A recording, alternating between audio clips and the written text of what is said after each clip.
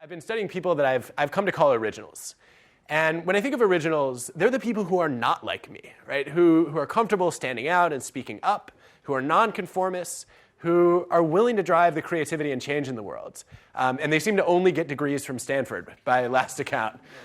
You seem to have a monopoly on this particular tendency, but I really wanted to know how we could all become more original, but more importantly, how we can be more effectively original, right? Because so often we're ahead of our time, or it ends up being really lonely when we have creative ideas. And I wanted to know, what do we do about that? And then more broadly, how do you build an organization where originality thrives?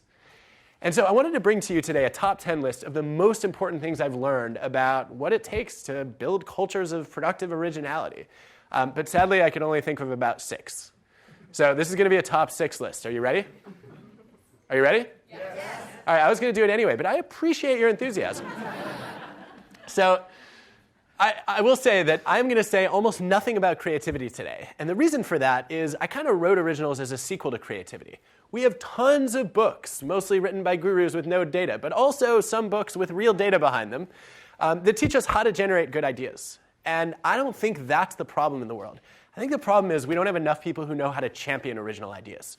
And I want to talk about how to do that. So what do you do after you have an idea? So you can think of this talk as a little bit like a sequel to creativity.